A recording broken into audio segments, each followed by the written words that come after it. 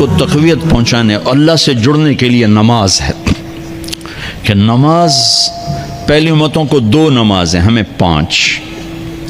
پہلی امتوں کی مسجد کوئی نہیں، ہماری مسجد۔ پہلی امتوں کی اذان کوئی نہیں، ہمیں اذان ملی۔ اور اذان اتنا بڑا عمل بنا دیا میرے نبی نے کہ آپ نے فرمایا کہ اذان دینے والا قیامت کے دن سب سے اونچے مقام پر کھڑا ہوگا۔ حضرت علی فرمایا کرتے تھے کاش میں اللہ کے نبی سے حسن حسین کے لیے مسجد نبوی کی اذان مانگ لیتا، یہ حضرت علی فرمایا کرتے تھے۔ اور جنگ قادسیہ میں مؤذن زخمی ہو گیا تو اذان دینے کے شوق میں سردار آپس میں الجھ گئے، ایک کہتا میں دوں گا، ایک کہتا میں دوں گا، پھر قرہ اندازی ہوئی جس کا نام نکلا اس نے اذان دی۔ حضرت عمر فرمایا کرتے تھے اگر میں امیر المومنین نہ ہوتا، اگر میں خلیفہ وقت نہ ہوتا تو میں مسجد نبوی کا مؤذن بننا پسند کرتا۔ کسی کو اذان نہیں ملی، ہمیں اذان۔ پہلا مؤذن بلال بنا، پہلے مؤذن اللہ نے بلال کو یہ عزت عطا فرمائی۔ دنیا میں یہ ہے اور آخرت میں یہ ہے کہ میرے نبی نے فرمایا کہ جب جنت میں جانے کا وقت آئے گا نا تو جنت کی میرے لیے سواری لائی جائے گی، میں اس سواری پہ بیٹھوں گا تو اس کی جو وہ رسی ہوگی نا وہ ایسے نیچے گر جائے گی، یہ نیچے گرے گی۔ اس رسی کے یعنی اس کی جو لگام ہوتی ہے نا وہ نیچے گرنے کا مطلب ہے یہ ایسے نیچے گر گئی۔ اب نیچے گرنے کا مطلب ہے کہ اس کی ڈرائیونگ میرے نبی نے نہیں کرنی، کوئی آنے والا ہے، کوئی ڈرائیور آنے والا ہے جو رسی پکڑ کے چلے گا، کوئی کوچبان آنے والا ہے جو اس کو پکڑ کے چلے گا۔ رسی کا گرنا ایک انڈیکیشن ہے کہ کوئی نصیب والا اب آئے گا۔ جب آپ کی سواری کھڑی ہوگی، رسی نیچے ہے تو اب سب کی گردنیں ایسے ہوں گی، کون، سب قیاس کر رہے کون کون کون۔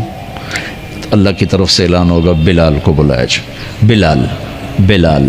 تو بلال آپ کی سواری کی لگام پکڑیں گے اور آپ نے فرمایا کہ سب سے پہلے میں جنت میں جاؤں گا اور بلال میرے ساتھ ہوگا، میری سواری کی لگام پکڑے ہو جائے گا۔ تو ہمیں اذان ملی، کسی امت کو اذان نہیں ملی۔ ہمیں 5 نمازیں ملی، کسی امت کو نمازیں نہیں۔ 2 نمازیں، ایک فجر کی 2 رکعت، عصر کی 2 رکعت۔ باجماعت نہیں، ان کو اپنی کتاب یاد نہیں، ہمیں قرآن یاد ہے۔ میرے مدرسے میں ایک بچہ اب ماشاءاللہ امریکہ میں وہ پڑھا رہا ہے، اس نے 30 دن میں قرآن یاد کیا۔ صبح یاد کرتا تھا، شام کو تراویح میں سناتا تھا۔ میرے مدرسے کا بچہ ہے، صبح بیٹھ کے مغرب تک پورا ہے سپارہ یاد کر کے اور عشاء کو تراویح میں سنا دیتا تھا۔ اللہ نے میں ایسا قرآن دے دیا کہ 1 مہینے میں بھی یاد ہو جاتا ہے۔ 3 دن میں بھی ایک بزرگ نے یاد کیا، 3 دن میں قرآن یاد کیا۔ اللہ نے ہمیں قرآن کی دولت عطا فرمائی، پڑھنے کے لیے 5 نمازیں عطا فرمائی، تہجد کی نماز عطا فرمائی، اوابین کی نماز دی، اشراق کی نماز دی، چاشت کی نماز دی۔ نماز کے کتنے دروازے کھول دیے۔ اور میرے نبی کی آخری نصیحت تھی میری امت نماز نہ چھوڑنا، نماز نہ چھوڑنا، نماز نہ چھوڑنا۔ اور اس 14 صدی میں کوئی موقع ہے نماز چھوڑنے کا تو وہ میرے نبی کے نواسے کی کربلا کا ہے کہ جب ظلم بھی انتہا پر تھا اور مظلوم بھی اپنی آخری حدوں پر تھا، اور کائنات نے نہ ایسا ظلم دیکھا، نہ ایسے مظلوم دیکھے، نہ ایسی پاکیزہ ہستیاں دیکھی، نہ ایسے درندے دیکھے۔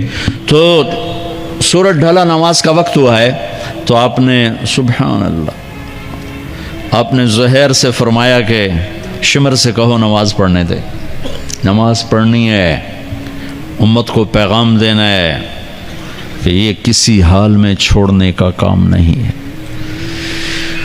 تو انہوں نے آگے بڑھ کے شمر سے کہا نماز پڑھنے دو، انہوں نے کہا نہیں نماز نہیں پڑھنے دیں گے، ہماری تلوار چلے گی۔ انہوں نے واپس آ کر کہا جی وہ کہہ رہے ہیں ہم جنگ نہیں روکیں گے، تلوار چلے گی۔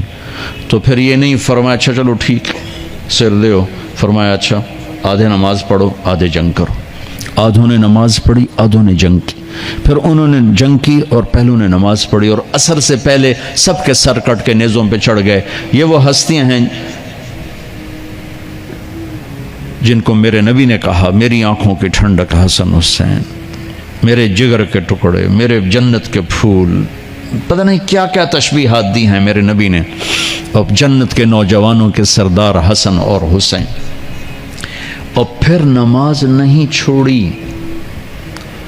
ان کو جنت کی بشارت تو ماں کے دودھ پیتے مل گئی تھی، کربلا کی وجہ سے نہیں ملی سرداری ان کو، وہ تو ان کے سر کا صحرا ہے الگ۔ ان کو سرداری جنت کے ملی ماں کا دودھ پیتے ہوئے کہ جنت کے نوجوانوں کے سردار ہیں حسن اور حسین۔ نماز نہیں چھوڑی میرے عزیزو، نماز نہ چھوڑ۔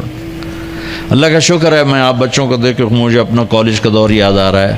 ہمارے دور میں ایک نعیم الدین صاحب گورنمنٹ کالج لاہور میں تبلیغ کا کام کرتے تھے، اور وہ اکیلے ہی نماز پڑھتے تھے، کوئی نمازی نہیں ہوتا تھا،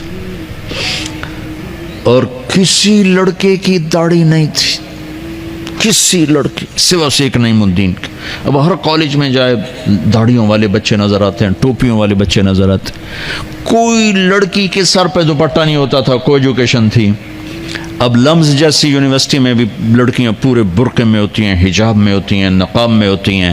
جہاں برائی کا گراف اوپر گیا تو نیکی کا بھی اوپر گیا، جہاں برائی کا لیول اگر بڑھا ہے تو نیکی کا لیول بھی بڑا ہے۔